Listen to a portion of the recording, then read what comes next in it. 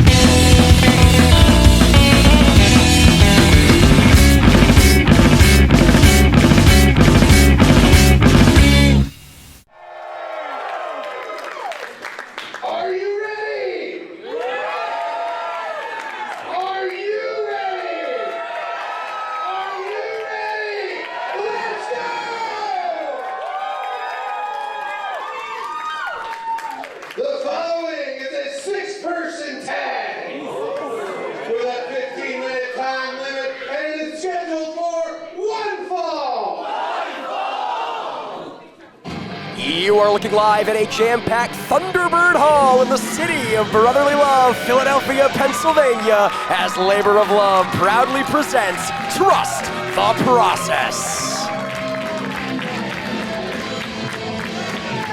My name is Jordan Castle, joined in the booth by Toddy Tondera.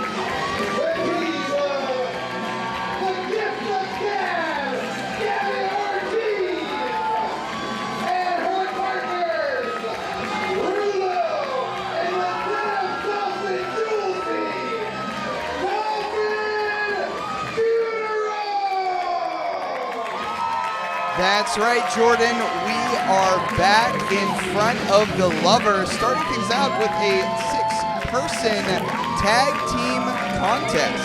Yeah, Thunderbird Hall very excited for six-person tag team action here tonight, and rightfully so, Toddy Tondera. We have some fan favorites from Labor of Love in action to get us kicked off. We have some upstarts making their debut or returns here tonight, so a lot to prove here in this, our opening contest. Streaming across the world, as usual, right here on Triller TV+.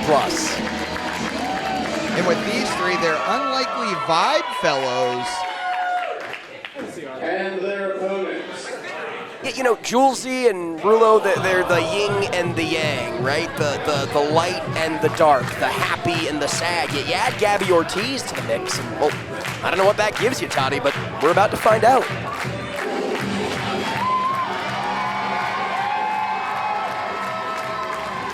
These three, very familiar, and if the jerseys are any indication, very much on the same page.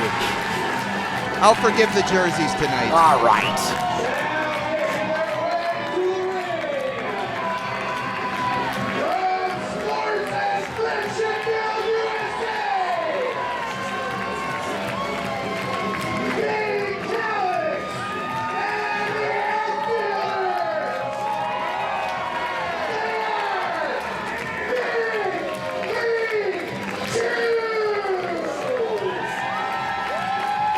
Of course, it was back at Love Hate that we saw Big Callux challenge Matt Mako for the Citywide Championship in a three-way dance, a main event that also included the Mecca.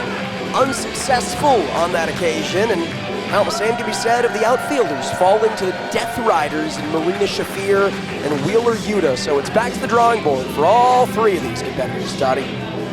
Yeah, after riding death against Wheeler Yuta and Marina Shafir, the outfielders have shifted their focus on their future at Labor of Love, and as you mentioned, Big Callux has been tied up with focusing on the Citywide Championship. I think tonight it's about Big League Chew, the proverbial grinder home team, showing out.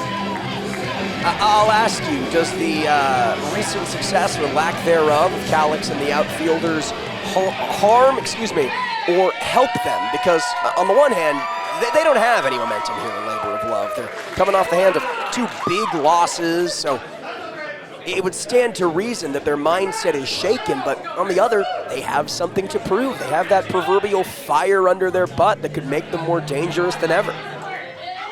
Well, I'll tell you what, I mean, they may have came up a little bit short against the Death Riders, but goodness gracious, it's the Death Riders. Any tag team who lives through a Death Riders competition and has something to show for it, I think that gives them a little bit of the momentum. I mean, all the blood off of Shea McCoy's face is no longer there. She's ready for a fight tonight. And she was able to baldify Wheeler Yuta. So really, who is the loser at the end of the day?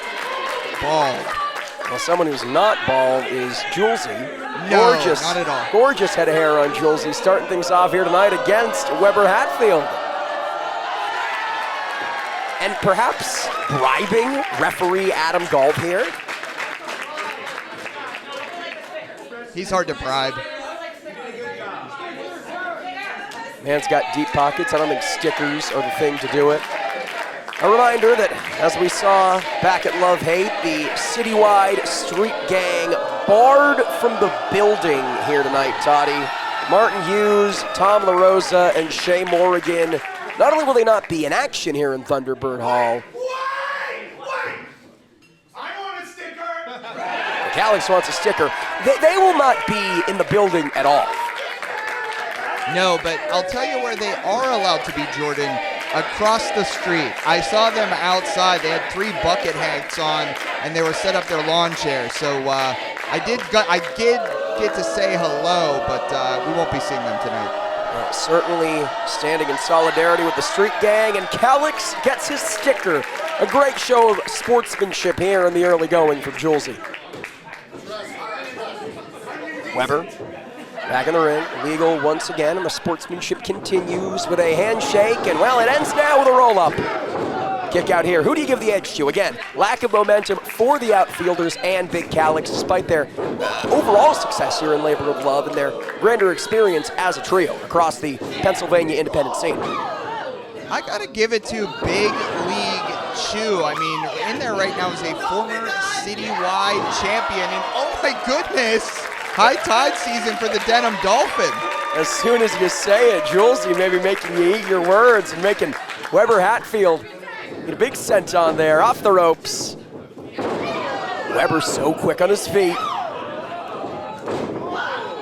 Big arm drag there. And RULLO making the tag to Julezee. This is some of the difference in attitude you often see between these two. We spoke to earlier, Toddy. RULLO a little more aggressive, a little bit more pessimistic, and maybe that's what his trio needs. Weber lands on his feet. Both Julezee and RULLO, students of Catch Point. And in comes Shea McCoy, ducking the kick. Shoots RULLO off the ropes, battering the back here. They call her the grittiest in the game, and a real hockey fighter in the squared circle is McCoy.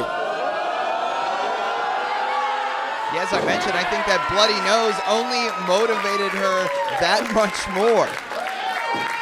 Like a shark smelling blood in the water into a cover. You know, knew she wasn't necessarily gonna put away RULLO with a cover like that off of such offense, or again, lack thereof, but trying to get in his head, playing mind games here in the early going, Toddy. 2 for flinching, says Shea McCoy. Always one to have fun. Makes the tag to Weber. And the outfielder's such an accomplished tag team in Labor of Love and beyond, Toddy. These quick tags. Uh-oh, Jordan. Full steam of momentum. Wait for it, wait for it. Double thumbs up from McCoy. And you can see Julezee jaw-jacking with his own partner here. Gabby Ortiz doesn't know what to make heads or tails of this. Now calling for the big man. Reinforcements are on their way, Toddy. Oh, I think this ring needs reinforced, Jordan, for He's what not he gonna has do planned. he's not gonna do the Shea McCoy, no. He is not. Ortiz and Julezee dragging RULLO out of harm's way. It never struck me as Julezee would be such a party Oh, a pooper. roll-up here. Ortiz with a roll-up. No. Kicking it. 2 there from McCoy. They call her the gift of Gab, and giving Shea McCoy the gift of a clothesline here and some haymakers to the mush. Gabby Ortiz, heavily featured cover on And Apple. Jordan, not only do they call her the gift of Gab, that's not just a moniker. I often see her as the vocal leader in her tag teams or her trios team in this occasion. She tagged up with Gabby Patties with Cheeseburger a little bit earlier in the year. That's right. Maybe she is the secret sauce that Dolphin Funeral need here in Labor of Love. Julezee, legal once again.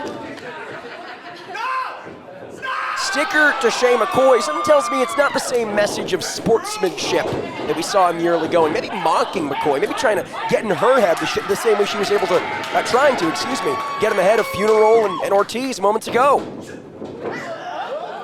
Cazadora, and it's Ortiz with the assist into a facebuster cover. I didn't see a tag. No, Julezee's still legal, makes the cover, and that's the kind of tag team synergy, or trio synergy for that matter, that Ortiz and the Dolphin Funeral need to rely on if they have any hopes of putting away Big League Chew here. Julezee was an original standout at Labor of Love.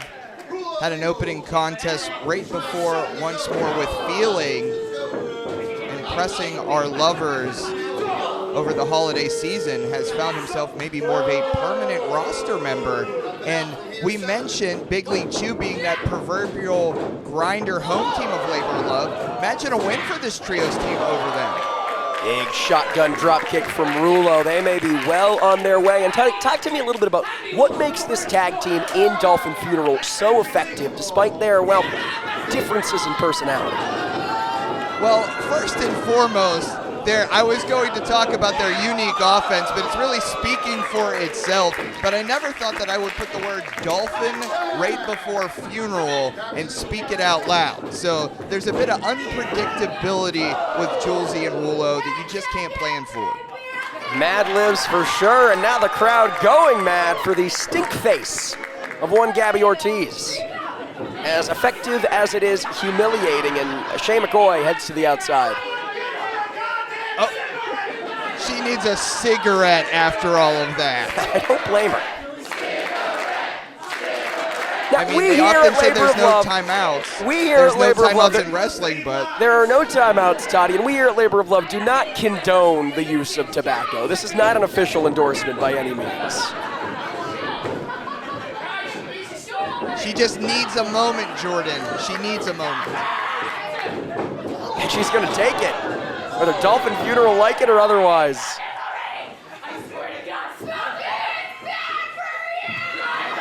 And Gabby Ortiz is right.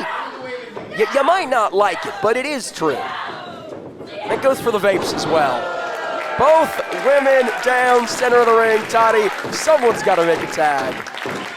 I was going to ask you about the vapes, Jordan. I think a bit old school. I would rather have a cigarette than a vape. I don't know what are in those vapes. You know, the thing about a cigarette is it just looks so much cooler one way or another. And speaking of looking cool, in comes Big Callux with a big choke slam to Julezee and a shot to the midsection for RULLO. Setting him up. The top of Julie's hair almost hit the ceiling. Oh, huge power bomb from Callux. The lovers coming alive, Toddy.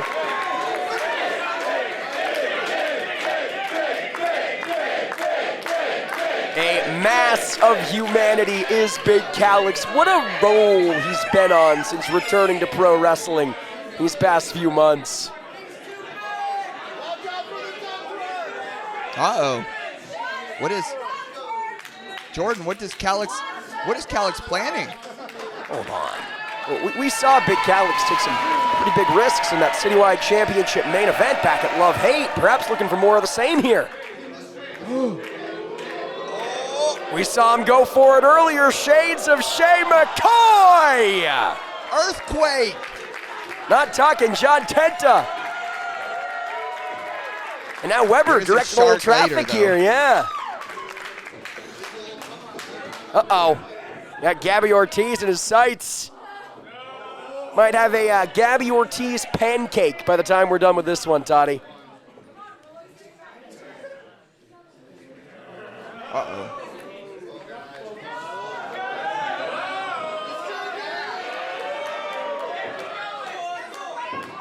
Big Callux heading up to that high rent district, but took too much time and met by RULLO here. Julezee coming in like a firecracker from behind. Is he setting up for... Sunset flip, Tower of Doom. The bigger they are, the harder they fall. And Dolphin funeral ain't done here, Toddy.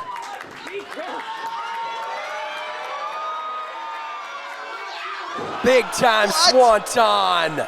Into a cover. No, Gabby Ortiz is legal. Broken up by Weber, and I think that momentary miscommunication may have cost him, Toddy. A neck breaker from Gabby. And here's Shea, maybe looking to exact some revenge from the stink-faced into a shining wizard there. Well, she's had her cigarette. Wheeled onwards by Tobacco, and now the come down courtesy of RULLO with the Falcon Arrow. Here's Weber with a big European uppercut. Tell you what, Dolphin Funeral and Gabby Ortiz are hanging in there. Having a big headbutt there from Julezee. A big pop-up headbutt. To a former Citywide champion, if he's able to defeat a team, including especially if he's able to pin a former Citywide champion, would go such a long way for he or RULLO or Gabby Ortiz to potentially challenge Matt Mako. But here's Callux with a pounce. Period. My goodness. Now RULLO on the back of Callux. I'm not sure how much effect that'll have against a man so big, Toddy. Well, I think that RULLO saw that pounced out of the ring from Julezee. I mean, Julezee probably is hanging out outside with Citywide, who flew so far.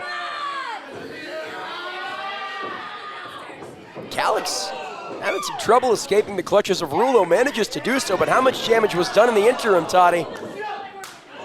And a slap across the face. That was not wise, my friend. Yeah, those big frying pan chops back at... Oh, gnarly impact there from Callux. These emos, Jordan, they're kind of sycophants, though. This could have motivated RULLO. Well, it is okay to not be okay, but RULLO is definitely not going to be okay after this. Trust him. Callux once again setting up for that power bomb. He's got RULLO dead to rights. Oh, my God. Oh! No, hold on. RULLO lands on his feet. Into a drop kick, staggers the big man. Big RULLO's jumping knee. Really getting up there. And now a springboard caught in midair by Callux. This is not good for Gabby Ortiz and the Dolphin funeral, Toddy. Oh, a big hole slam. Cover. They got him.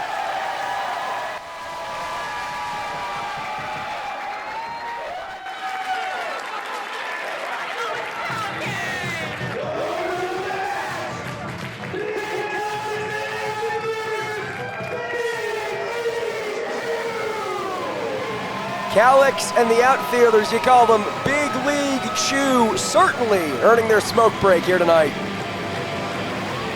Back on track, these three. A much needed win against some very game competition here tonight. What a way to get us kicked off. Yeah, we're just getting started. Unfortunately, I understand that up next, we are set to hear from Wink the Stink.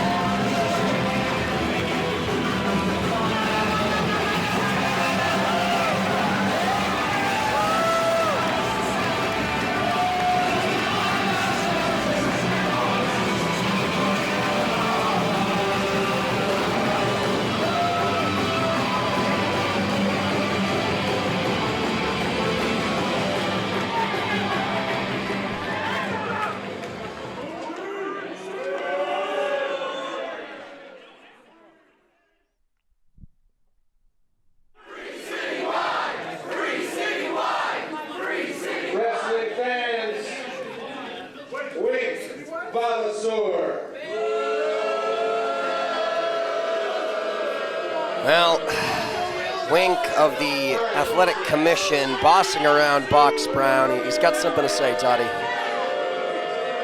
The most hated man in Philadelphia, Jordan. So-called fans, will you see what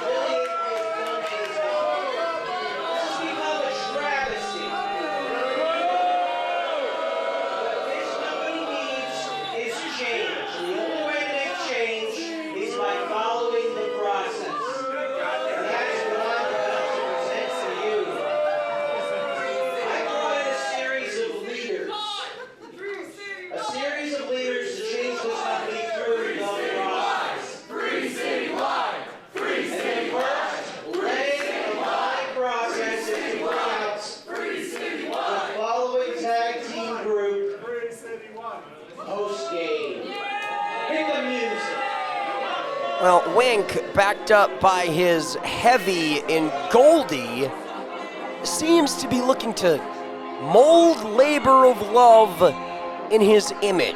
Toddy, that started with banning the Citywide Street Gang from the building. And I guess that continues with the introduction of post-game.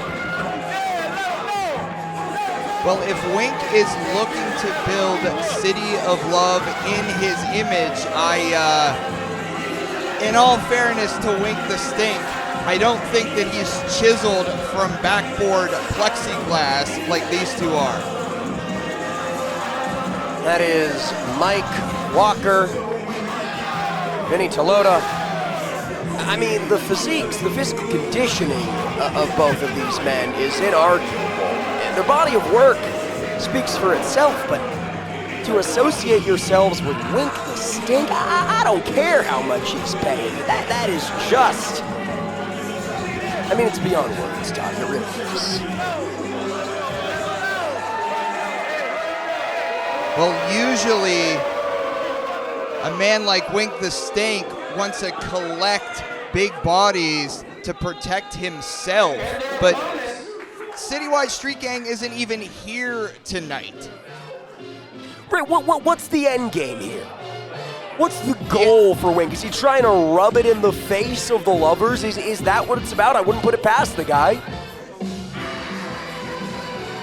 Well, hoping to spoil the fun of Wink the Stink and his new muscle.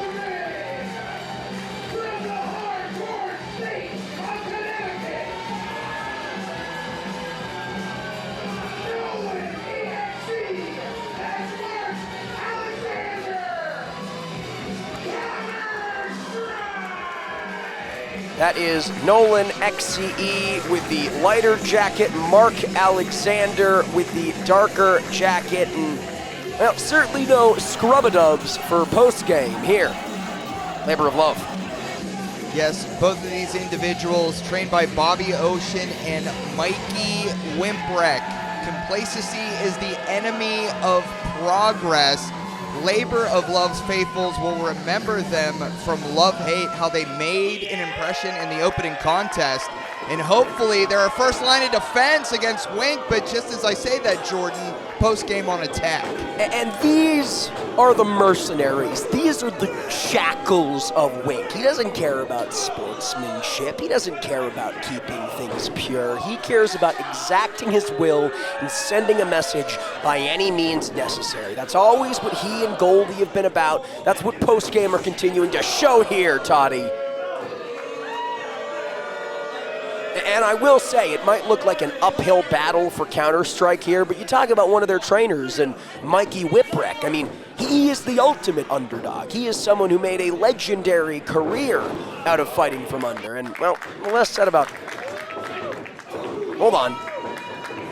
The less said, the better here about post-game, but taking the fight to Counter-Strike here. Sometimes that muscle, sometimes that size, just too much to muster. Well, there's a certain scrappiness that represents and oozings from Counter-Strike, and they're going to jump through your computer screens. Tope Suicidas in stereo, making Whipwreck proud. And wouldn't it just stick in the crow of Wink if on the first night without the Citywide Street Gang, his new goons in postgame were put away by these hot young upstarts?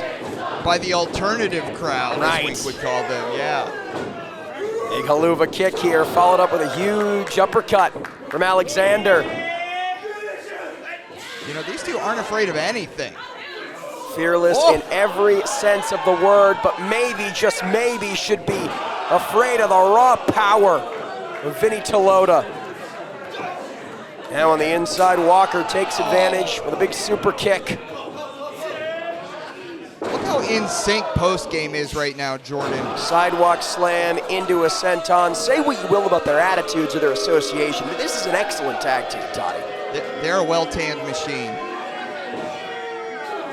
Now Talotta taking the fight on the inside into a cover. Kick out there from Alexander. What do Counter-Strike have to do to not only survive this matchup, but defeat post-game here tonight?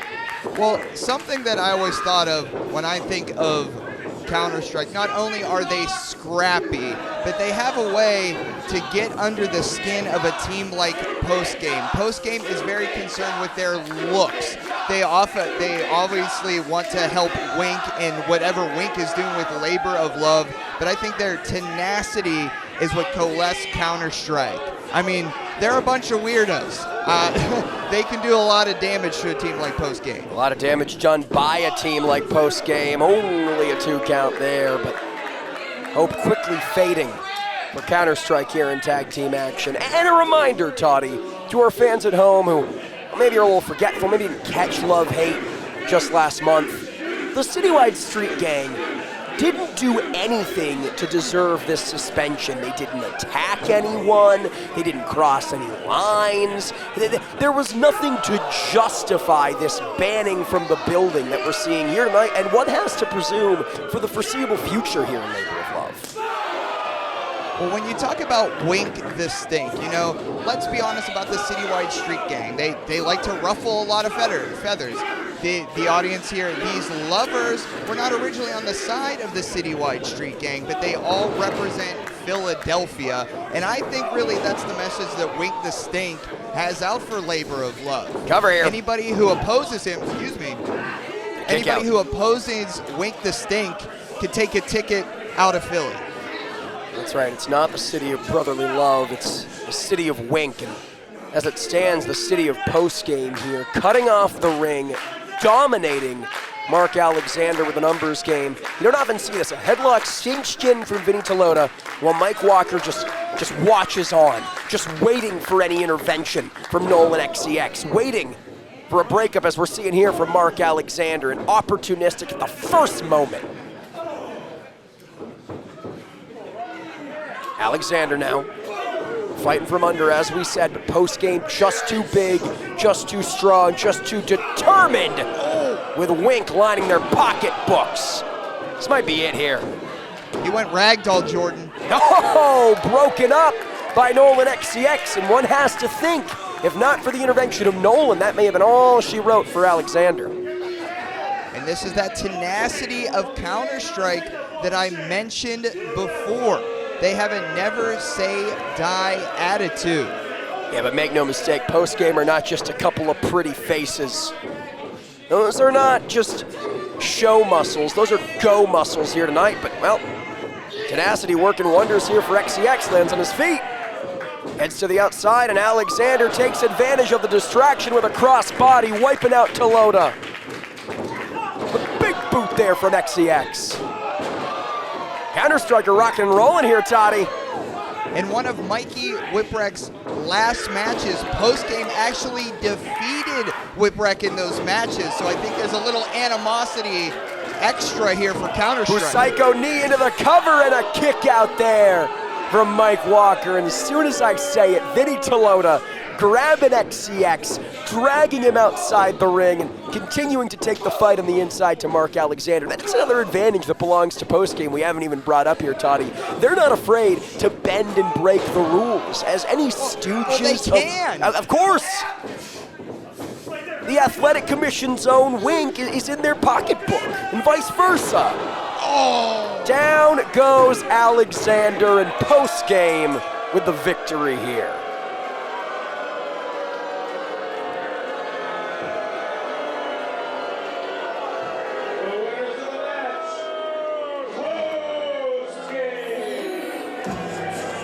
Wink has Labor of Love in his iron fist, and with post-game under his regime alongside Goldie, there's no need for this. You know, you would think if the Citywide Street Gang were here, they would maybe have something to say about this, but of course, banned from the building. Get the hell out of the ring. I'll handle this, you hear me? That's the Mecca. Brian Johnson. Well, Brian Johnson is scheduled for a match against Cheeseburger a little bit later on this evening, but face to face with Goldie. Talk about a clash of the Titans here, Toddy. We saw Mecca embrace his hometown love in his main event back at Love Hate, but no, come on! Oh, come on now. I knew it was too good to be true, Toddy. So what does Counter-Strike have to do with any of this? This is their second night here. It's not about Counter-Strike. It's not about Counter-Strike. It's about sending a message. You know, when the Mecca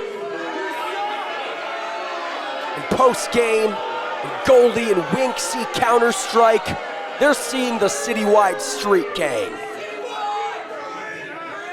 Hometown hero, the Mecca, my ass. Give me a break.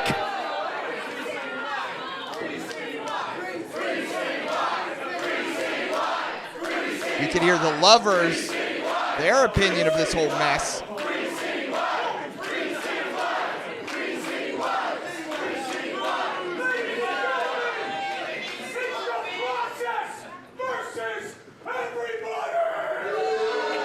Mecca laying it down. Is this the process we're meant to be trusting, Toddy?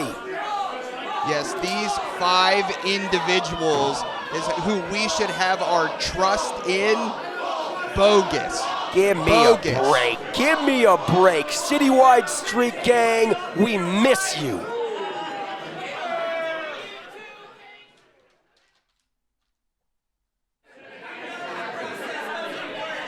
The following 3-way women's match has a 15-minute time limit and is scheduled for 1 fall.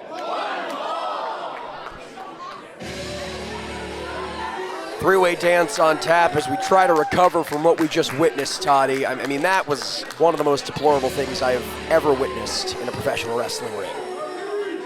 For those of you who don't want to trust the process, from the lovers watching on, well, you know what side we're on.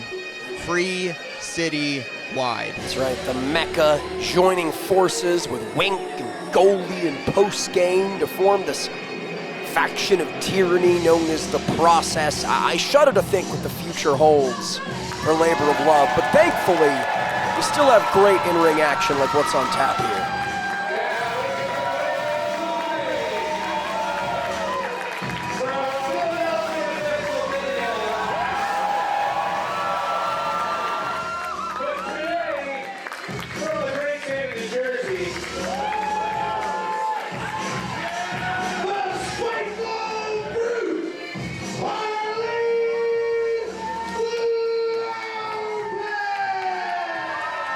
Harleen Lopez, trained by Avery Good and Cheeseburger. She's been making towns and impressing all along the way. This rough and tumble competitor tag with Isaiah Prince at Once More with Feeling, where she first started to turn heads at Labor of Love. She's put on some of my favorite matches, in fact, of 2026. That's right, a losing effort against Big Callux and Shea McCoy, but as we saw in our opening contest, there is no shame in losing to those two, Toddy.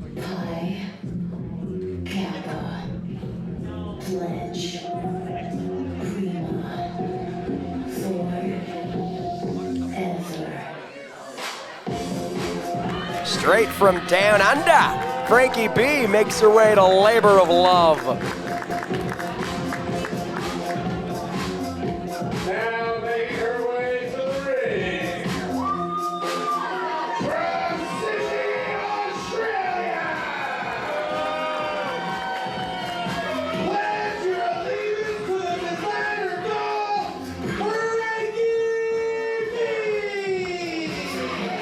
And Jordan, Labor of Love, what is so beautiful about these lovers? What is so beautiful about what Labor of Love is building? It's quite a melting pot of talent. Folks from Australia are in Philadelphia tonight. Oh, going for it one more time, all right. And Frankie B did not seem particularly pleased to be here in Philadelphia, Pennsylvania. Almost asking, do I have to? Can I just go back through the curtain? Here's a woman who we know is very pleased to be here.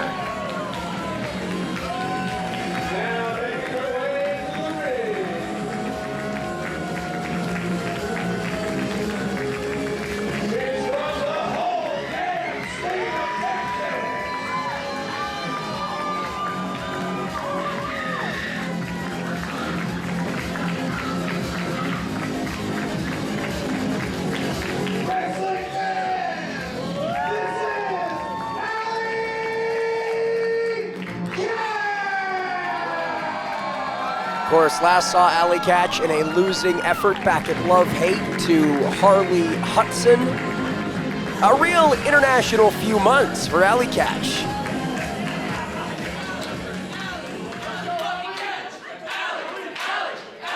And Allie is someone who has spent several months of her career in recent years down under, competing extensively in Australia, so no stranger to Frankie B, but add the proverbial wrench that is Harleen Lopez, and this, a recipe for chaos, Toddy. You think Frankie B has ever seen a Wawa before? I think she wants to see anything but Thunderbird Hall, and a roll-up from Allie Katch, maybe one step closer to Wawa. Roll-up from Harleen, slight delay here allows for the kick-up, and now Frankie with a small package. Only a 2. These ladies go in for covers fast and furious, Toddy. As we know, in a three-way dance, it is one fall to a finish. Double cover here from Allie Katch. Everyone involved there, but you don't have to be involved in the decision in this type of matchup to lose this type of matchup. Allie Katch looks like she wanted both of those ladies to be involved. Allie Katch, uber confident. Knows Lopez and B alike. Doesn't want to give either one of them the opportunity to disagree with that loss, to say, well, Allie Katch couldn't beat me in singles competition. She couldn't be the one to actually pin me. Wants to leave nothing to doubt here. A big senton back-to-back with Lopez. B back up to her vertical base now, and a handful of hair. Frankie B, plain and simple, Toddy Tondera, is a mean, nasty competitor.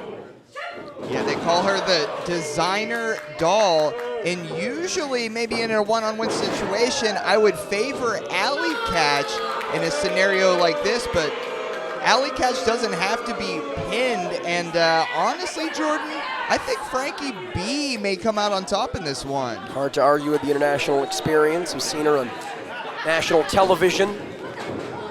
Big stages across the wrestling world in recent months. She's been in there recently with the Inspiration. That's right.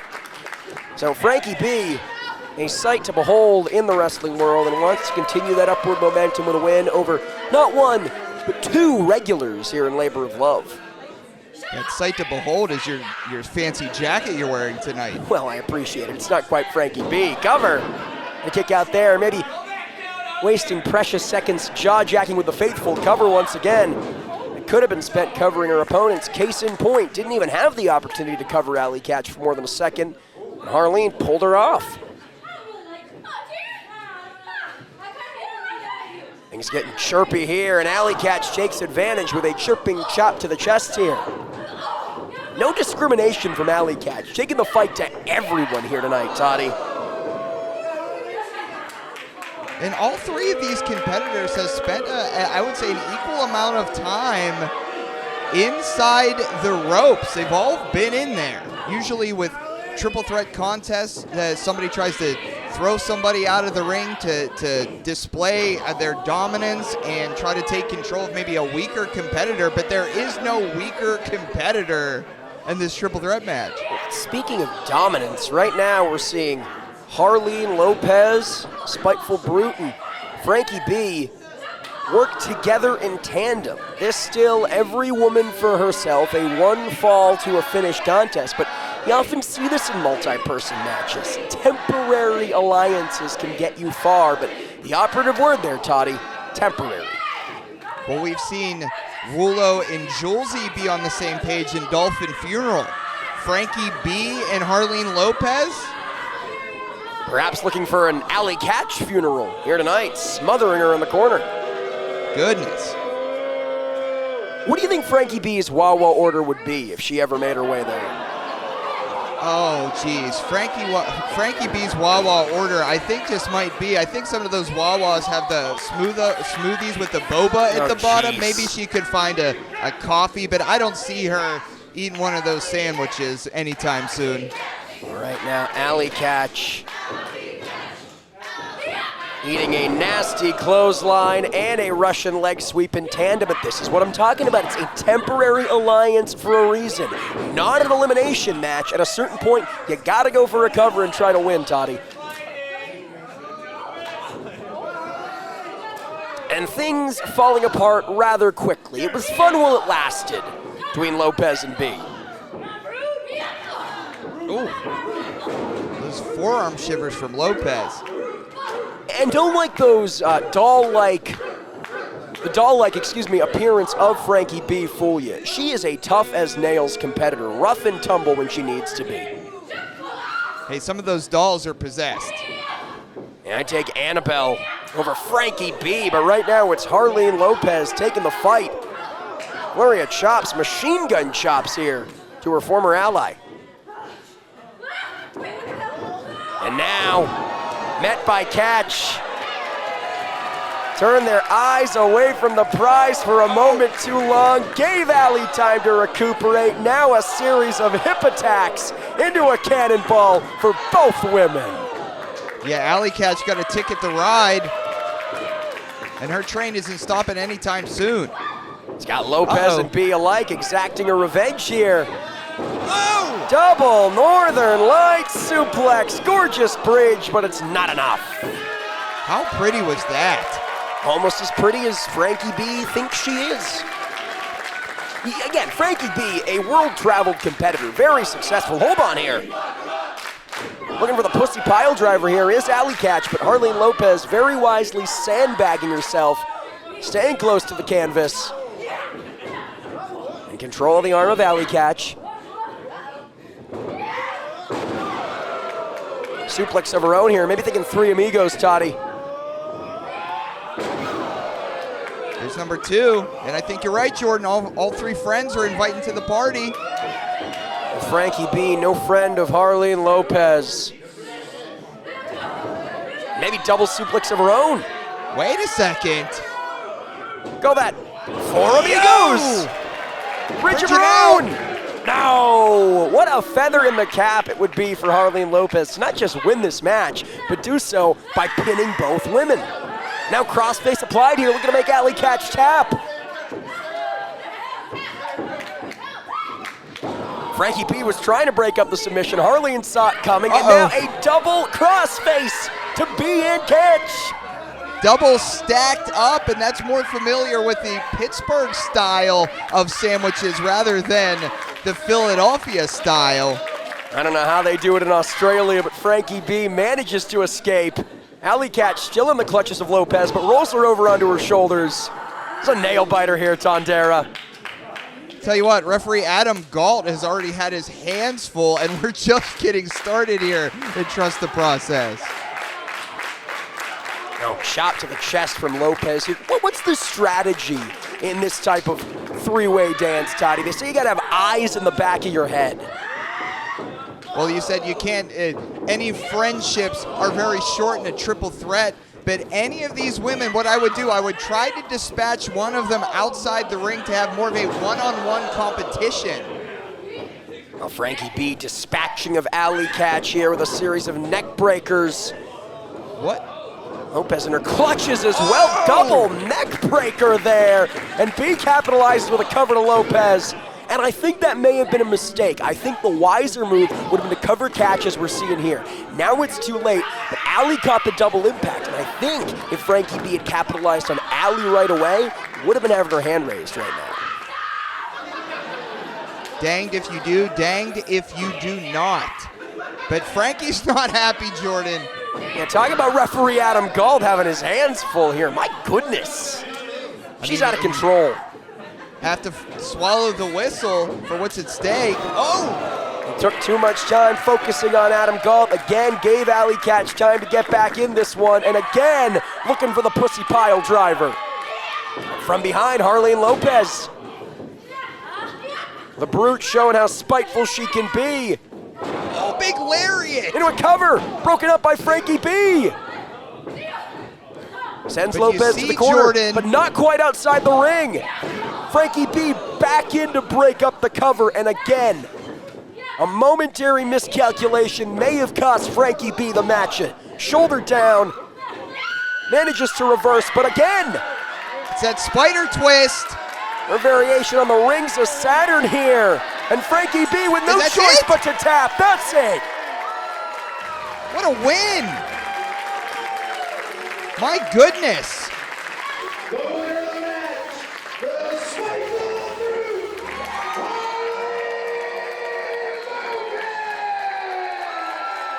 huge victory over a pair of world travelers, superstars here in the independent scene, Toddy. Yeah, Harleen Lopez just put the entire Labor of Love roster on notice. Tag team action on tap right after this.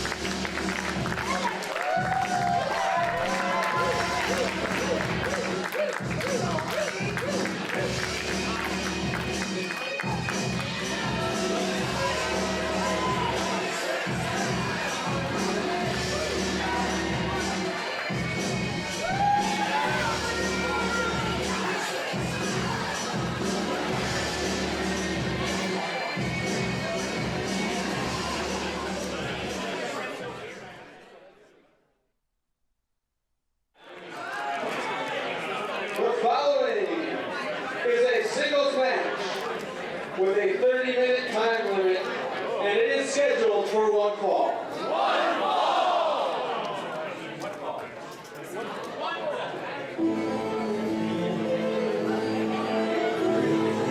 You ready to get weird, Toddy Tondera?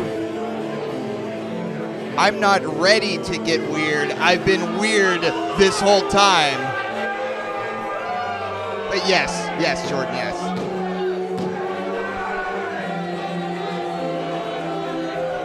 Now making their way to the ring,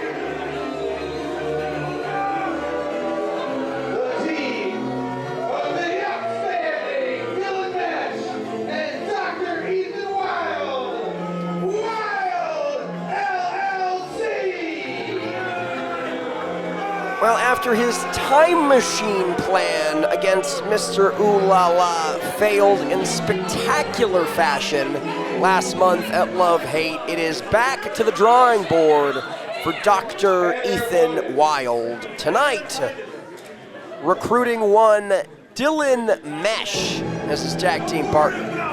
I heard there was internal emails at the Wilde LLC that no baked goods in the office. Oh, jeez.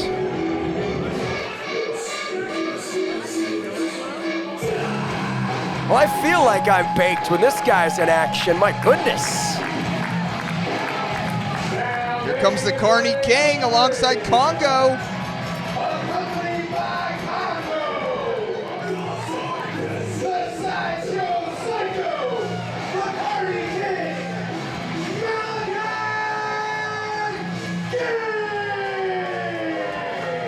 Malaki Gage, a true oddity, marches to the beat of his own drum, but I want to get clarification on something. I was under the impression that this was a tag team match. Malaki teaming with Congo, of course, his sentient toy monkey, but the Box Brown said accompanied to ringside. So is this effectively a handicap match here? Well, I think... No! Wait, I guess we don't have that answer. Wilde LLC. But Not Congo giving us- has his gear on, though. Yeah, they're not giving us the opportunity to find out. Congo in the clutches, Dr. Ethan Wilde. And this is really sick stuff, man. What? Oh my goodness! Oh no, oh no! Oh, they're gonna cut off his airflow here.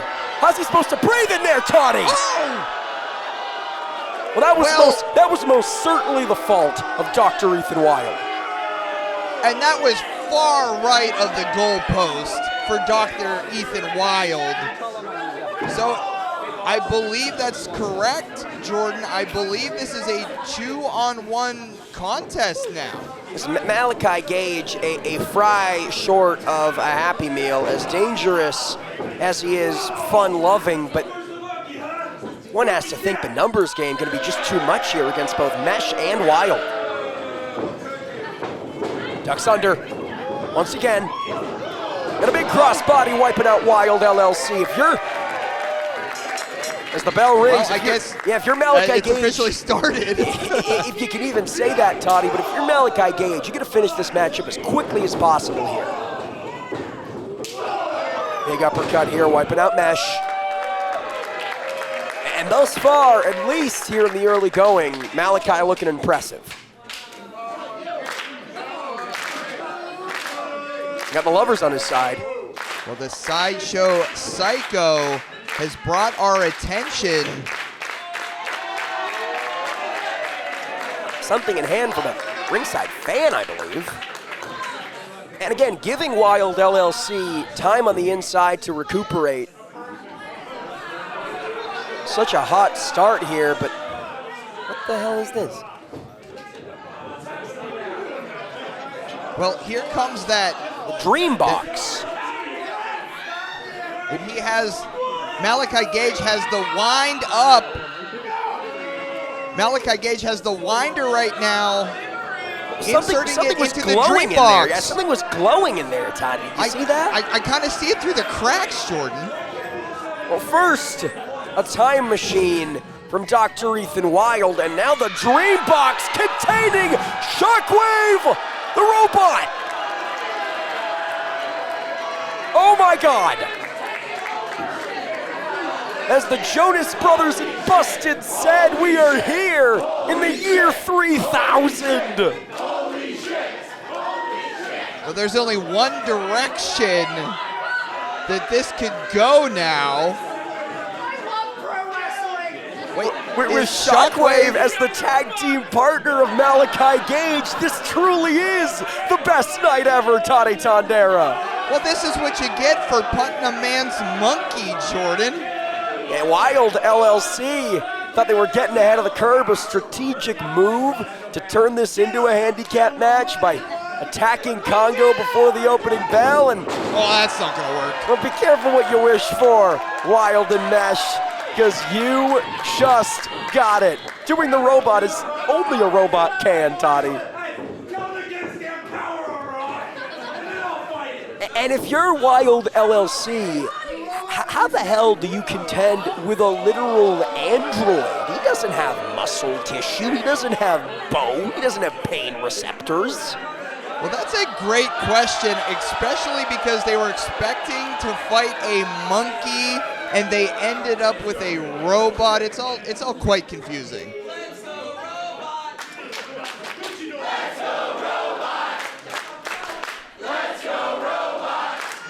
See, they're saying let's go robot. I thought for a second they were saying that's a robot, which is factually correct. That's true too.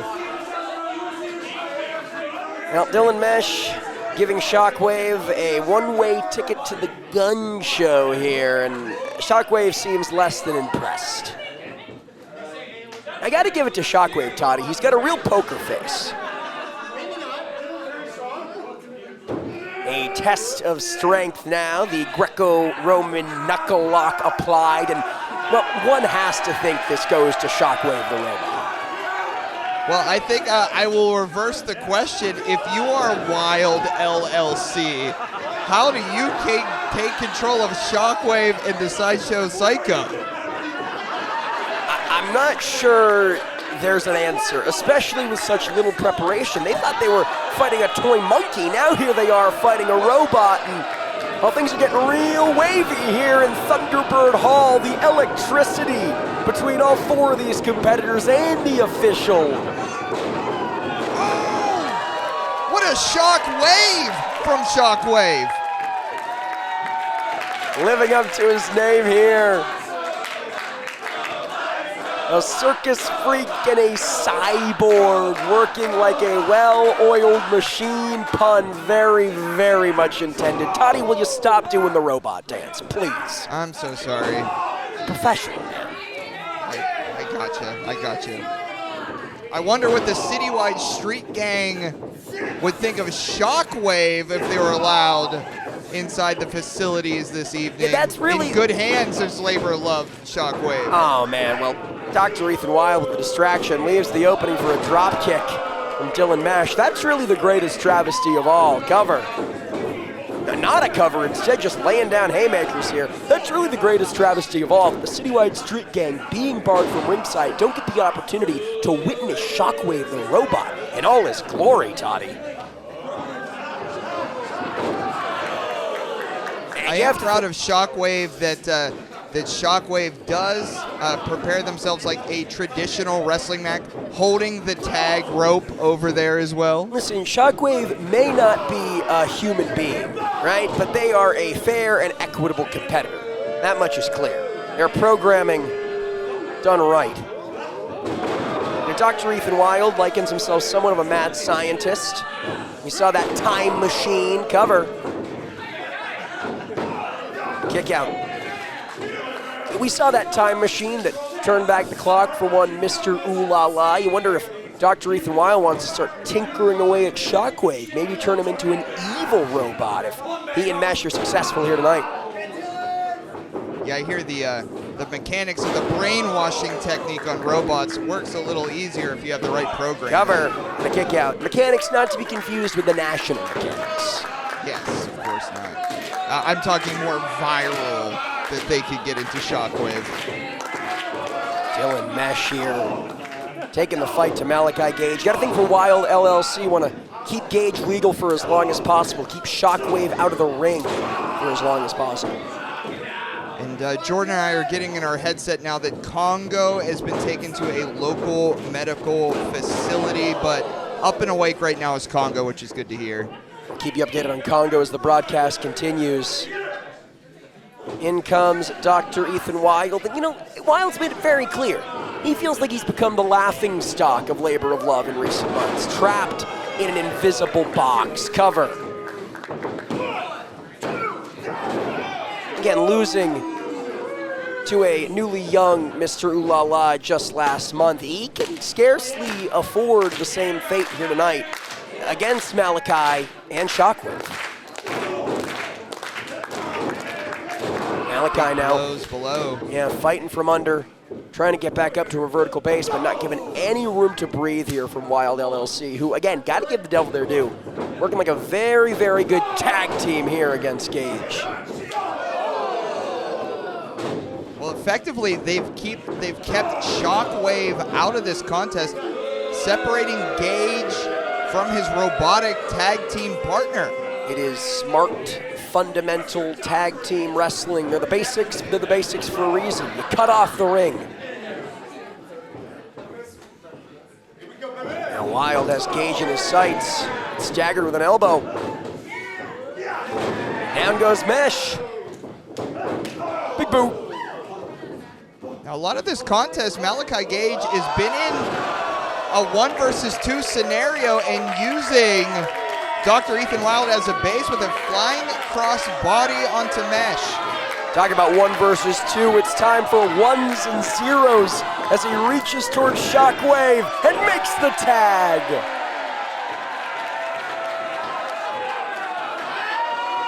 Uh-oh. Oh! You know, Toddy, I don't want to get too political on here, but I'll take Shockwave over AI any day of the week. You know, I think A24 should have a horror comedy with Shockwave and Congo. We would do some good healing in this country. Meeting of the minds here, what little there is for Wilde LLC, and now Shockwave with a doctor dead to rights for water. I mean, that's attempted murder. Well, first they lock Congo in a plastic bag and huck him across the building, and now short-circuiting the robot here. Will Wilde LLC have no end? There's no devious tactics they're not going to take. Oh, goodness. And he's stopped. He's frozen. As you said, Toddy, Shockwave the robot is ostensibly, he's dead here. Fried. He's fried. His motherboard is fried. Now Dr. Ethan Wilde looking to take advantage, but Malaki Gage looks to avenge his tag team partner, saying, "You will not be fried in vain, Shockwave." Maybe we could throw him in a box of rice. I heard that was a myth, but nevertheless, Malaki Gage, he's got the code. Shockwave has been awoken. Rebooting Shockwave's system. Drops the leg. Engage into the cover. Malaki Gage and Shockwave the robot with the victory. I don't know what the opposite of nightmare fodder would be, but that's Gage and Shockwave.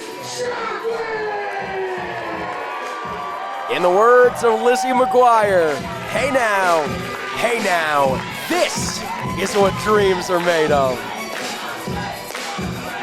Toddy, now you can dance. Now it's appropriate. Thank you. I've been working on my skills. I was waiting for an opportunity like this. A shockaroony. Now can you dig that, sucker? In that case, I think you would say shaka.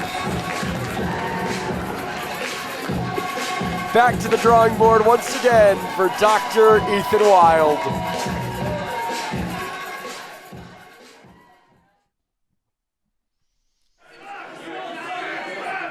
The following is a singles contest with a 30-minute time limit, and it is scheduled for one fall.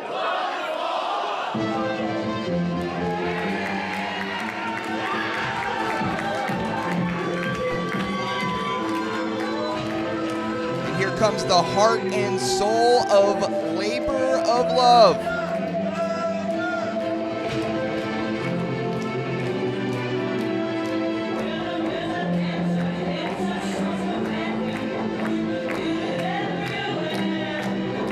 Now you're the one dancing, Jordan. Well, listen, I can't help it. It's before the opening bell. We're laying out. Come on. The former Citywide champion has arrived.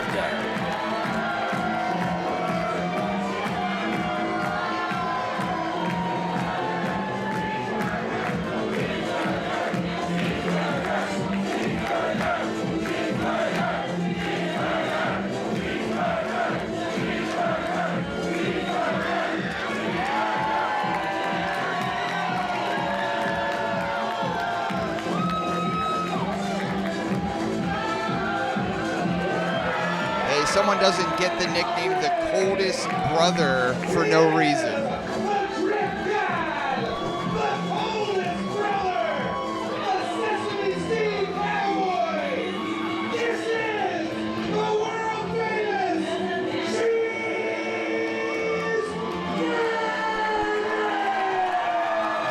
Toddy Tondera, that is the only time I'll take my cheeseburgers cold.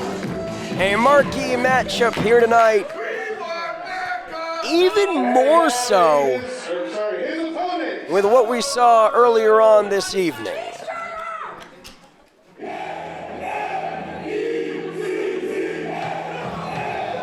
Well, this contest now, Jordan, has some extra stank on it. And yes, I'm talking about Wink. Wank the stank.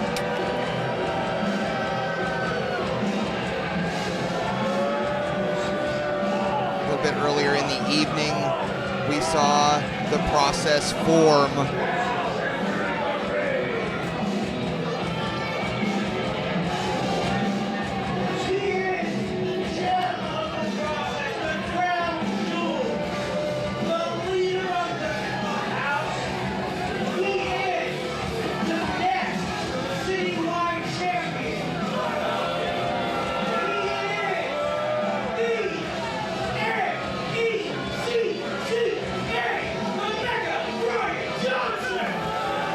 Not even letting Box Brown complete the ring introduction. This tyrant Wink insisting that he does it himself. And Toddy, you thought this guy was dangerous before with Goldie by his side. Now we're recruiting post-game and the Mecca.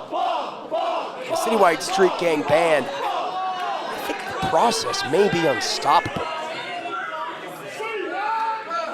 That's exactly why Wink is speaking and carrying himself exactly how he's been doing this whole night. He knows that Citywide Street Gang has been banned from this facility.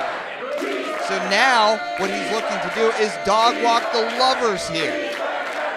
And Box Brown included. Well, if there's anyone set to defend the pride of Labor of Love, it is Cheeseburger. We saw him do it back at once more with feeling, joining forces with founder and best friend Billy Avery and Puff.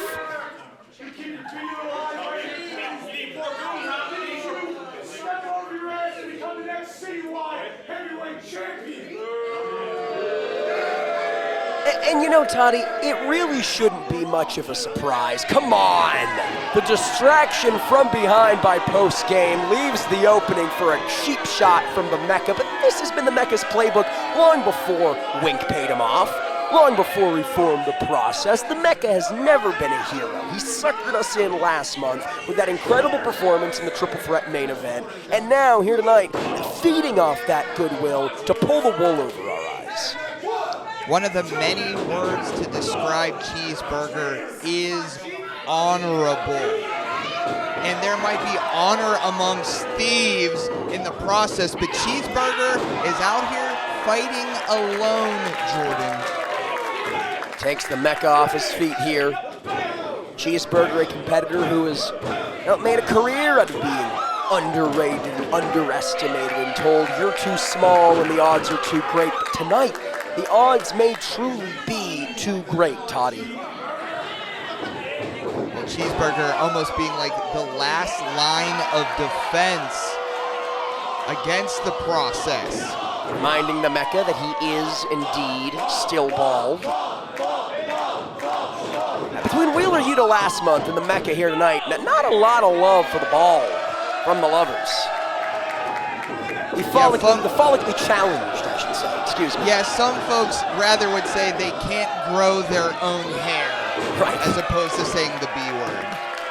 And with the Mecca dominated by Cheeseburger here in the early going, you have to think the process, after forming just an hour and change ago, they cannot afford a loss here tonight, Toddy. What does that say for the reputation of Wink's new faction if Cheeseburger is able to dispose of the Mecca here tonight? Well, you said the key word there, reputation. And the reputation that Wink has amongst the lovers here is that he wants to take over what Billy Avery started. And I think Cheeseburger being out here by himself is proving a point. Cheeseburger with some of that classic misdirection into a submission, rowing his boat not so gently down the stream. In the midsection of the Mecca. And now, showing some of that agility as he drops the knee, showing why, Toddy, he is a former Citywide champion. And that's something that Brian Johnson hasn't accomplished yet, and maybe aligning with Wink, he feels like that's an easy way back up to the top. Post-game again inserting themselves as we saw right after the opening bell, providing the distraction and in turn providing the opening for the Mecca. It is truly 5 against 1, Todd. Oh, look at this. Deep in the shadows of outside the ring. Their cologne just permeating back up here by the booth. And one has to think if Labor of Love ever establishes tag team championships, if Wink has it his way, he'll have post-game handed those titles, not even being placed in contention.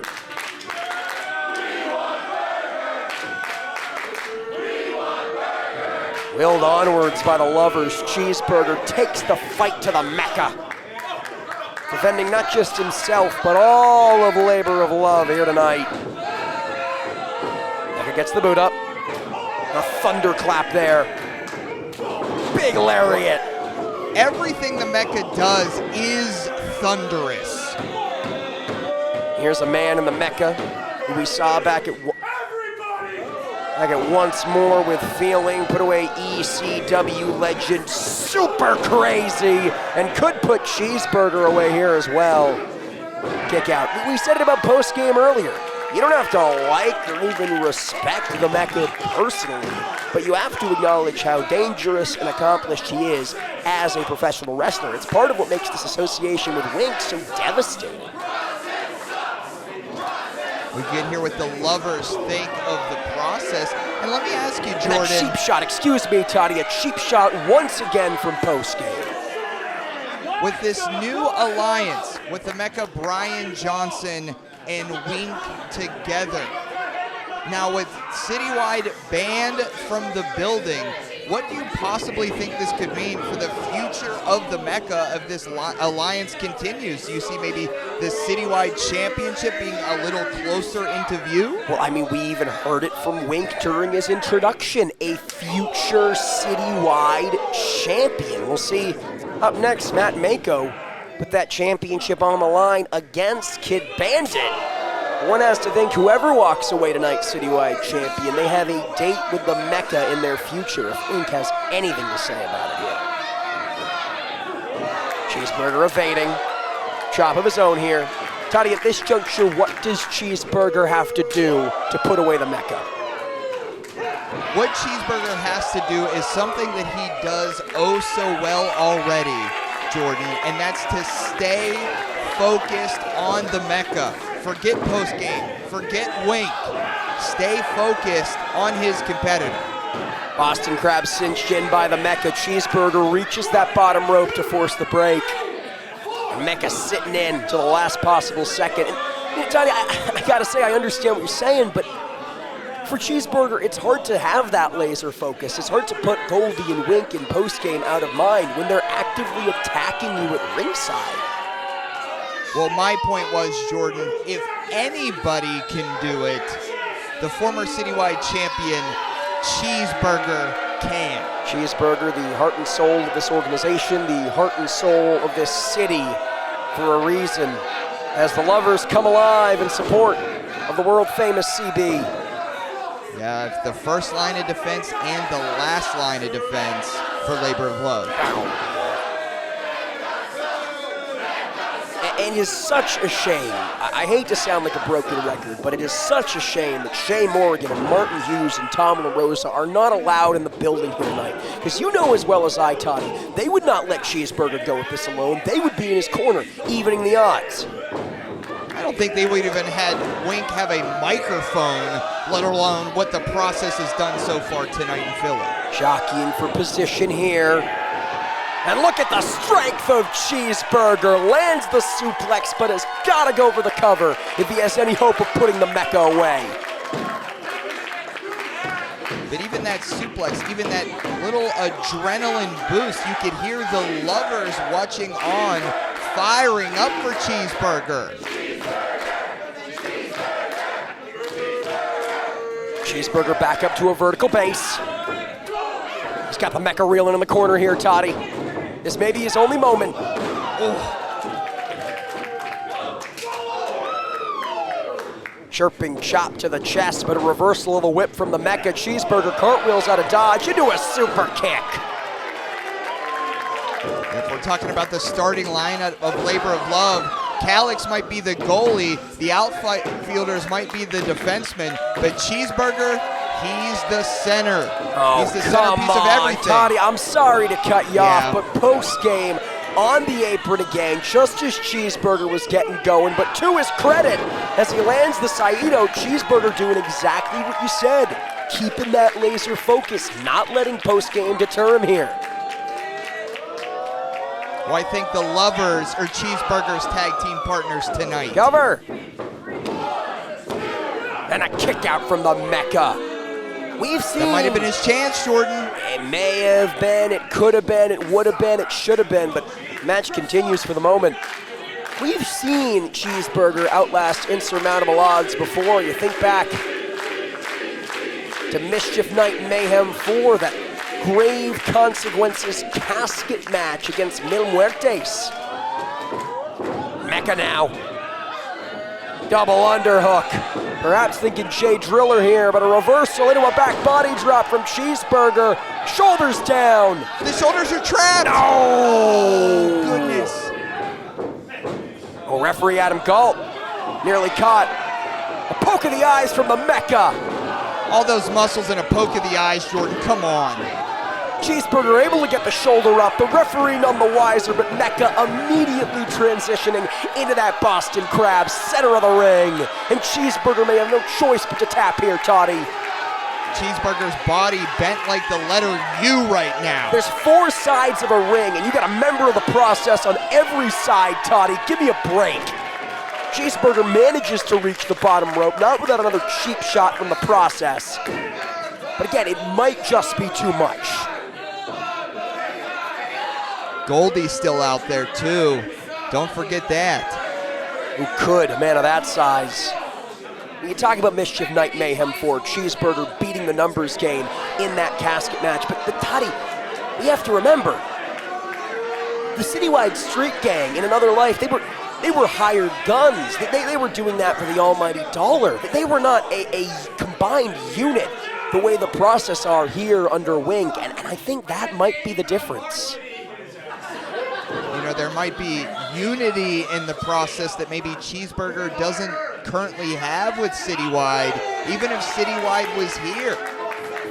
That's right, and how funny that it was Citywide Street Gang fighting against Cheeseburger, fighting on behalf of Mil Muertes just this past Halloween. How much can change in a few months? So now Cheeseburger looks to change and rearrange the facial features of the Mecca. Nobody home off that thunderclap. Maybe went to the well one too many times as Cheeseburger goes for a sunset flip. But the assist from post-game. Referee Adam Galt seen enough. Cheeseburger with the shoulders down, but Galt doesn't even realize, Toddy. Well, Galt has to have not only eyes in the back of his head, but the sides of his head too. Get him, Cheeseburger. Teach him a lesson. Smack that baby ponytail off the back of his head. Oh, come on now. Down goes Walker. Serving up. Down goes Talotta, but Mecca with a roll-up, no. taking advantage. We still got a match here, Toddy, and Cheeseburger manages to get the shoulder up into a big super kick. Well, if it wasn't for Walker and Talotta there, Cheeseburger would have had the 3 count, but he still has the lovers behind him. Somehow, someway, Cheeseburger still very much in this thing, but again, nearly colliding with the official. Same for Mecca. And behind Galt's back again, a low blow from the Mecca. Not like this, Toddy. Oh, come on. Wins with that headlock driver, the process, and I guess the theme of the night holds true.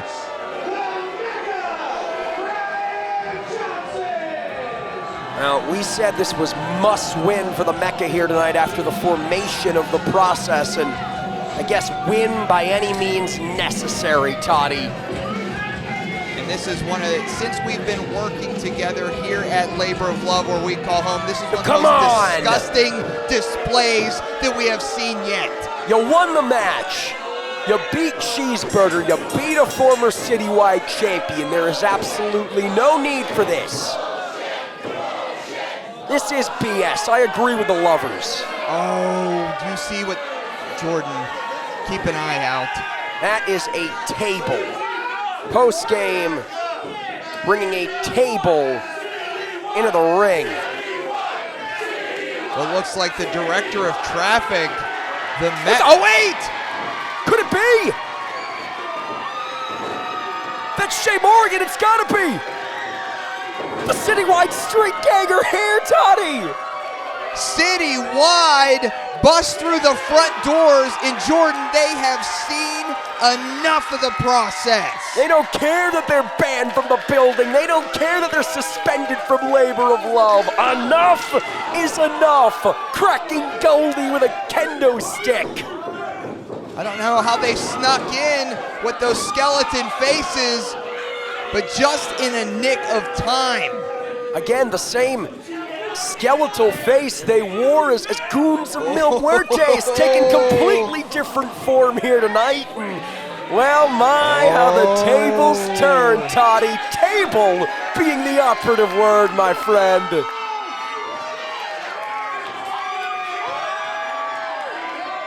Well, well, well.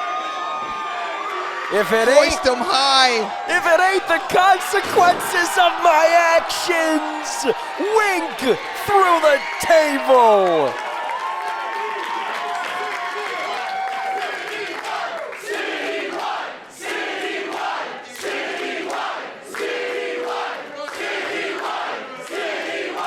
Ultimate catharsis for the Citywide Street Gang. Ultimate catharsis for Labor of Love. return fire in this war against Wink the Stink. And Shea Morgan and Cheeseburger.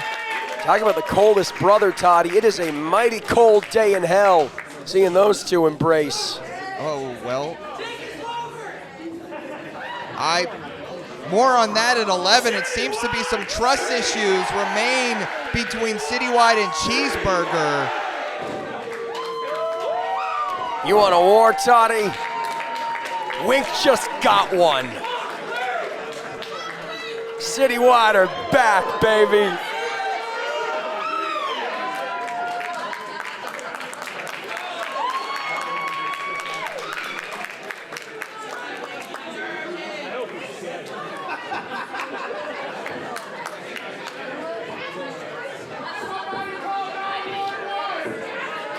It truly couldn't happen to a nicer guy. Truly.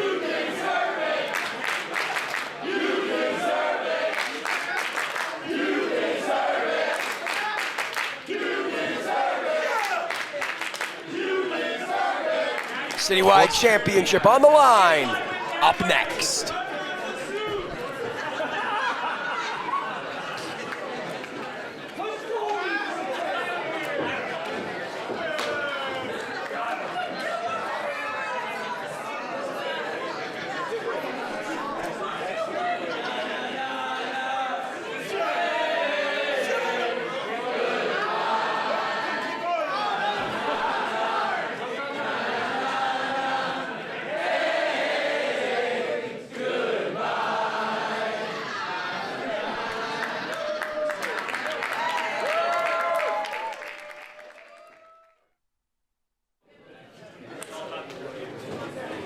Time to pick a winner of the raffle. Would anybody like to help me pick the winner?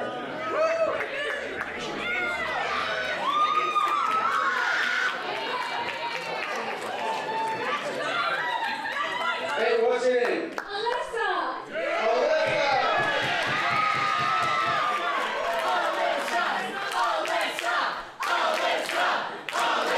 Please select a winner.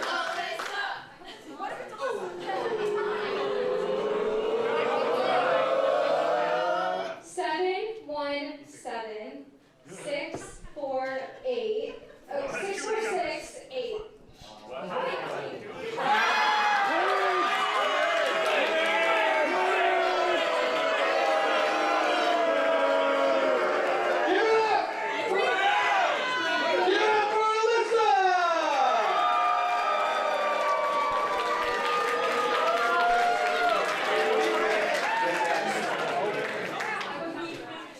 Thank you.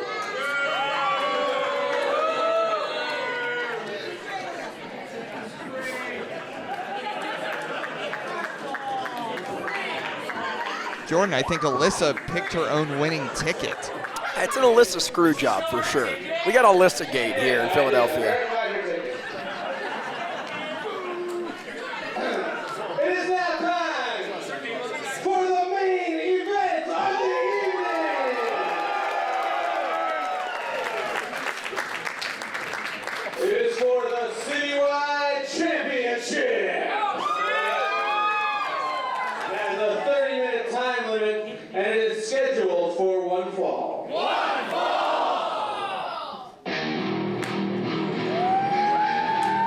Since dethroning Weber Hatfield for the Citywide Championship this past December at Once More with Feeling, Matt Mako has made good on his promise of turning Labor of Love into Weapon X country. He is the Labor of Love Citywide Champion. He is the king of the cross heartbreaker, the sharpshooter, Matt Mako. Jordan, it's always a pleasure working with you here at Labor of Love. Big match feel And with the champion Matt Mako, he spent the last few months fending off big Callux and changing his focus on a new competitor.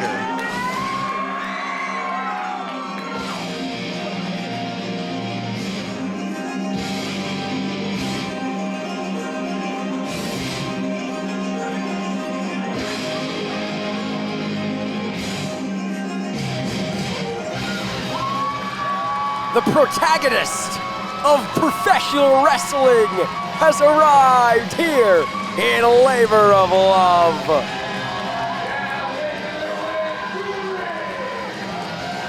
From the Philippines, by way of Anchorage, Alaska,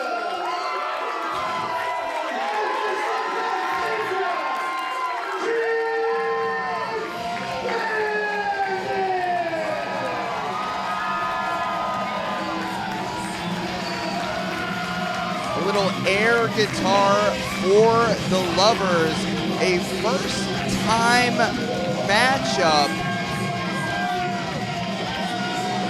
between Mako and Kid Bandit. Now, Kid Bandit's known for their martial arts, their high wrestling IQ, inspiring a lot of young wrestlers day by day. And Matt Mako, a little different of a character, much more stoic, much more reserved. That's right, but if you're Matt Mako, you can hardly afford to look past Kid Bandit. You can hardly afford to underestimate Kid Bandit and say this is going to be an easy night at the office, because there is a reason why Kid Bandit has exploded in popularity across the world of independent professional wrestling the last half-decade, and it's much more than just that affable personality. It's much more than just charisma or appearance or anything surface level, as we're about to find out here in our main event. I gotta say, Toddy, this is personally very, very exciting for me. Kid Bandit, someone who, much like myself, calls Southern California home. We came up together, relatively similar timelines, and to see what Kid Bandit has done in such short order, traveling internationally, competing against some of the opponents she's competed against, competing on some of the stages she's competed on, cultivating a fan base and a following the way she has. Well, it's something like I've never seen at this level, and if there's anyone who can unseat Matt Mako for the Citywide Championship, if there's anyone who can stop this seemingly unstoppable run that Mako has been on as of late, it may well be Bandit. But frankly, Toddy, as we're seeing here, it may not be anybody. Cross arm breaker cinched in here. Mako, the king of just that, but Bandit wisely keeping those fingers interlaced, stopping the hold from being fully applied here. Now, could Kid Bandit, though, be pressing her luck, waiting out in the water as the sharpshooter is circling? Lovers coming alive here for Bandit, here in her Labor of Love debut.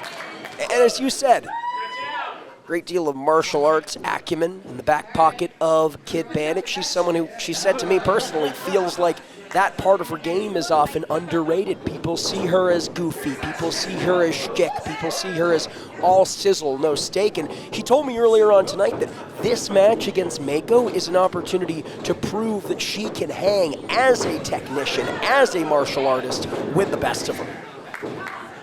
As you saw that there with Bandit keeping Mako back with that extended leg into the air. I'm not sure if this is the game you want to play if you're Kid Bandit. Staying grounded gives the advantage to Mako, if only because of his size advantage. Control of the arm of Kid Bandit here. One has to think, Toddy, Bandit wants to quicken the pace if she has any hope of capturing the Citywide Championship. Well, I think to your credit, Jordan, that's exactly what Kid Bandit was attempting to do a little bit before. Ankle lock cinched in here for Mako. Disposing of those appendages may slow Kid Bandit down and force her to work more of a style that Mako is comfortable for. But already that high in-ring IQ coming to play for Bandit. Mako again back to the arm. Maybe not cinching in, the cross arm breaker quite yet, but looking to soften that arm up so when the opportunity arises, Mako can strike. Of course, ended the reign of Weber Hatfield as contended with the likes of Big Callux, to your point, and the Mecca in recent months since becoming Citywide champion. How does an opponent like Kid Bandit, who is much smaller than those men and much more similar stylistically to Matt Mako, present as a challenge, Toddy? Well, with Kid Bandit, I actually think the length of this match maybe favor Kid Bandit if she's able to run around Mako, to swim around the shark, as it will be.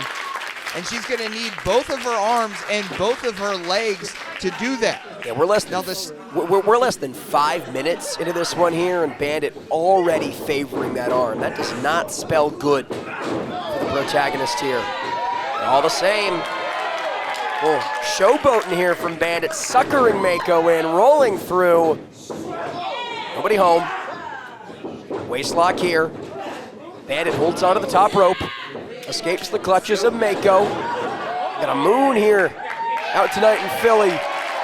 Now, Toddy, I think Bandit's looking to dial it up here in Thunderbird Hall. This has been a chess match so far. And Mako may have won. Cross arm breaker once again cinched in, but to her credit, Bandit trying to keep those fingers interlaced and alleviate the pressure here. The Juji Gatami in the center of the ring. Rolling Mako onto the shoulders, rolling Mako onto the shoulders. That is the Achilles heel. Mako's so dangerous with that maneuver, but if you're able to, as Bandit just was, you can steal a victory. As we know, Toddy, it only takes 3 seconds. Well, that's the surefire way of Mako releasing the Juji Gatami. And it may have been Bandit's only hope, but you have to wonder how much damage was done in just those few seconds that the hold was cinched in. Bandit in control now. And cracking Mako across the mush here. Kid Bandit in firm control. The challenger looking good here in our main event, Toddy. Bandit blowing a kiss to the lovers, Jordan. What a win it would be in her debut to strut into the main event and unseat Matt Mako as Citywide champion. Mako, call it cowardice, Toddy, call it strategic, whatever it was, it just saved the day for the champion. Yeah, the champion attempting to create some space. Uh-oh. She's caught! Oh, Bandit needs some space right now. Drilled spine first on the ring apron, and now neck first on the corner post. Jordan, referee checking on, I mean, her head just clanked off the back of the post there. That was ugly. We got Dan Yost, one of the best in the business, staying on top of the action, but Mako, as you can see, with the challenge that Bandit has already presented here, he is more than happy to win this one on the countout, Toddy. The lovers trying to will Kid Bandit on. We're seeing some motion here, but Dan Yost count already up to a 7 here, I believe. Oh, back into the abyss of the darkness of the outside of the ring. And at the last second, a buzzer beater entry from Kid Bandit, but Mako right on top of her, not giving her any room to breathe. Well, you mentioned before, Jordan, the uptick in attention that Kid Bandit has had since returning to professional wrestling. You gotta think a specimen like the sharpshooter Matt Mako, he doesn't like all that talk. He doesn't like that attention being away from his Citywide championship. I think he's looking to make a bit of an example of Kid Bandit. Yeah, plain and simple, Matt Mako is not someone you make an example out of. To your point, Toddy, Matt Mako makes an example out of you, and that's what we're seeing here. And again, working on that arm, that elbow. And in a bad way here, Toddy. Yeah, all that flash and pizzazz, Mako doesn't seem impressed by it. Bandit's been very public about the fact that her time as a professional wrestler is coming to an end next month after the WrestleMania weekend festivities. You know, if Mako has it his way, he wants to end Bandit's career prematurely, but we're far away from that. Bandit suckering Mako in and putting those educated feet to good use, connecting with the neck of the champion. This is Bandit's time to capitalize. And to that end, Toddy, as Bandit looks to call it a day, cover here, no. Maybe looking for a submission hold? It does roll Mako over here, shoulders down here. But as Bandit does wrap up her time as an active professional wrestler, what better way to do so than as Citywide Champion? She told me earlier on tonight that a star burns brightest right before it explodes. And well, you don't get much brighter than the Citywide Championship.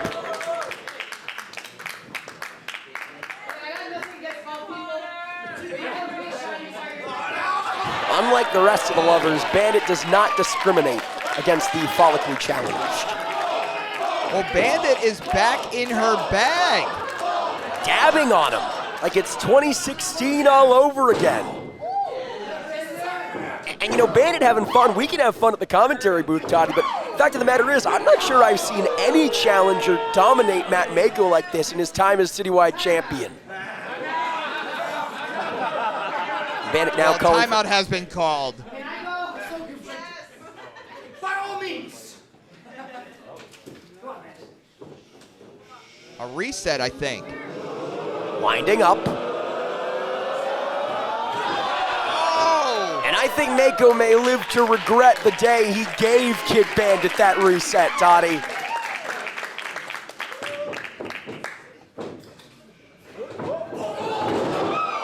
Champion backed into the corner once again.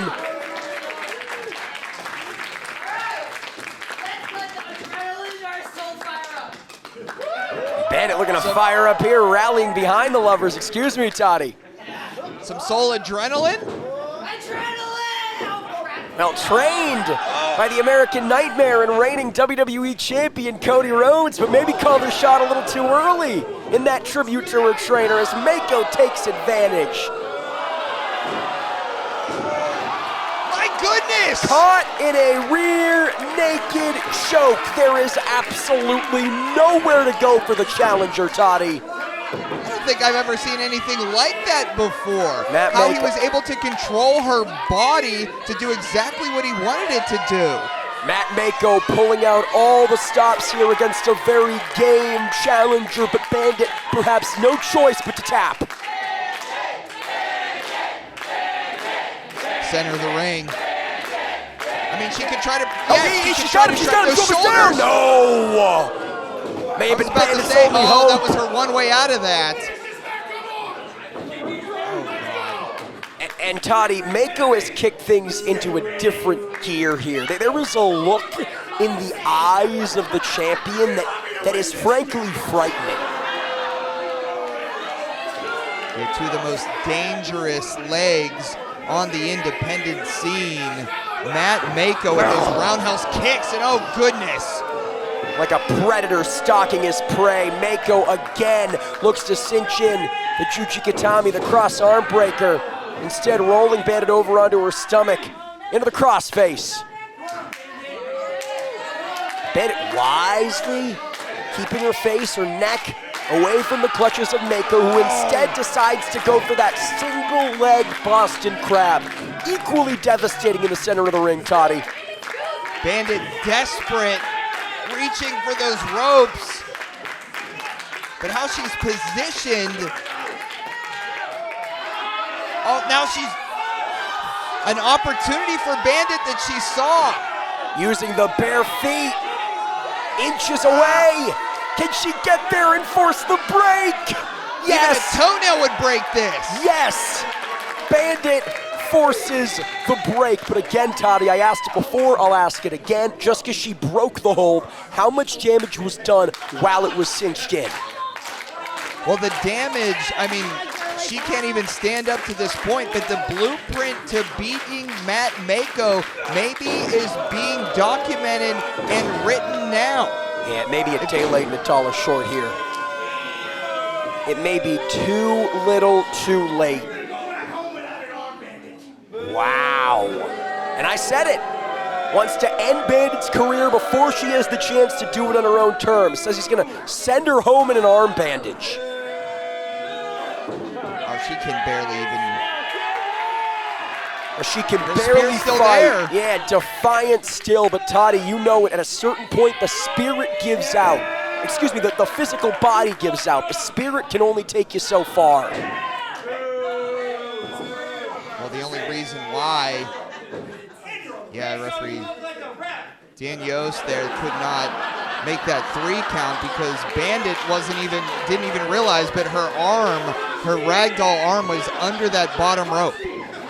And Toddy, I'll be honest, at this point, I don't know if it's as much about retaining the championship as it is teaching Bandit a lesson, and that may have cost Matt Mako as Bandit somehow, some way, Lord knows, finding a way back in this match. Battering the back. But Mako catches the leg. Bandit's doing everything she can to fight it off. Yeah, but Mako caught in the clutches of Bandit here. The legs used as a weapon once again, choking the champion, and Mako may have no choice but to submit himself here, Toddy. So almost a bit of a Reaper death seal, and Mako now looking to use his legs to grab onto that bottom rope. Maybe Mako learned a thing or two for Bandit quietly. Talked about it before. Have you ever seen this level of desperation from the champion? Because Toddy, from where I sit, Mako looked scared there, man. We certainly haven't seen Mako on his back as much as he's been in this competition before. Bandit, bum, arm, and all, continues the fight, continues the climb towards the Citywide Championship. Yeah, that left arm, ever since that bell rang, Mako was softening it up and... Yeah, Toddy, this is not wise. Bandit asking for it from Mako, saying, hit me with your best shot. Oh, Bandit doing the same to Matt Mako, but both of these warriors, undeterred, staying on their feet, taking these shots, eating them for lunch, Toddy. Bandit almost with those heart punches to Mako. Oh. Furious. Big flurry here from Kid Bandit. The martial arts striking game on full display here, but Mako cuts her off at the pass. Mako tracing her steps. Bandit does the same. These two so evenly matched, Toddy. Main event this been, buddy. Fireman's carry here from Mako, but Bandit escapes, looking for that tribute to her trainer, Cody Rhodes, once again. Will it be enough to finish the story? No! Oh, I thought that was it! So close. Oh my goodness! You and all the lovers in attendance. But Mako gets the shoulder up at the last possible millisecond here. Soul Adrenaline almost crowned a new Citywide champion tonight. The theme of tonight has been to trust the process. Jordan, maybe we should trust Kid Bandit's process here. I think the lovers are doing just that here. Bandit keeps the fight going. Series of Danielson-esque kicks here to Mako.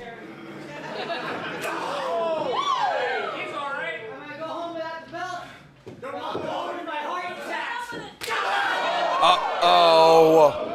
Mako catching the leg of Bandit, shot to the face, and now got her up. Was looking at a small package. Get her in that cross arm breaker again, but Bandit nearly stole the championship.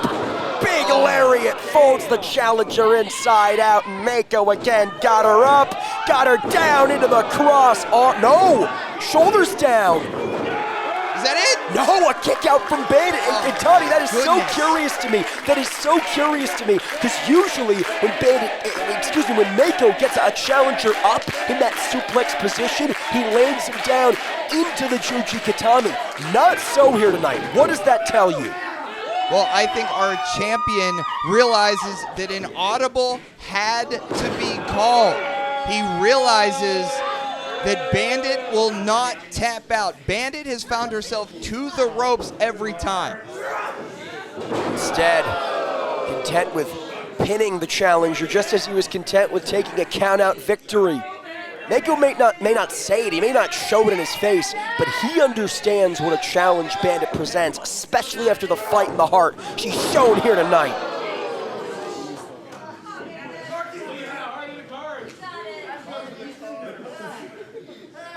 What punishment Mako is offering the protagonist of professional wrestling. Oh! Hammerlock driven into the corner there. If that arm wasn't softened up before, it's mincemeat now, Toddy. It's spaghetti, Jordan. Now, what is this? Perched on the top rope. Mako's got Bandit in his clutches, but the challenger continues the fight with one good arm. Bandit escapes the clutches. Again, educated feet put to good use, and Mako on Dream Street up top. Yeah, I find that quite curious of the champion. Big risk here. Again, needs to pull out all the stops against Bandit, and he knows it. But Bandit thinking Hurricane Rana! But Mako immediately got Bandit in his clutches into a power bomb, and again! Not content with the cover, not content with the cover, and pride may have come before the fall, Toddy. Bandit with the reversal into the Tiger Feint kick. How is she standing? Heart, love of the game, desire to be the best. And if she wins the Citywide Championship here, she just may be. Oh! What a main event indeed, partner. You can see referee saying this close, this very close. I mean, you could have put a piece of paper between Dan Yost's hand and the canvas. That is how close this one was, Toddy. And that's not the first time. My heart breaks for Bandit, but man, am I happy to see this main event continue. This is what the Citywide Championship is all about. Yeah, what a banger this has been. An honor to call you at this, Jordan. Pleasure's all mine, my friend, but we're not out of the woods yet. Kid Bandit scales the top. Is this wise by Bandit? Not at this juncture, especially against someone like Mako, who's prone to clutching opponents from midair, from anywhere. But maybe, I was going to say, maybe Bandit saw an opportunity to close the casket lid shut, metaphorically, but Mako is going to follow her up. A turnabout fair play here. Moments ago, it was Bandit launching Mako from the top. Now Mako returning the favor. This is dangerous here. Balancing act. This is dangerous here, Toddy. But he's got her by the arm. Into the cross arm breaker, and Bandit immediately taps. That Juji Gatomedy claims another victim.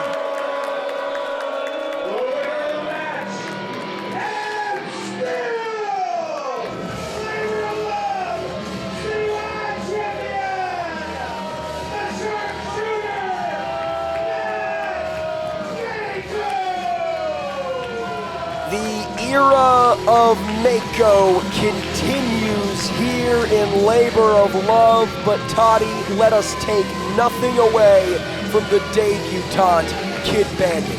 If ever there was victory and defeat, man, oh man, we just saw it. The sharpshooter smelled blood in the water tonight in Philadelphia and raises that Citywide Championship over his head again. Who can stop Mako? We saw Marina Shafir, the Problem, throw her hat in the rink just last month. And if you're Marina watching this, perhaps rethinking that. But again, credit where credit is due to Kid Bandit. What a performance here.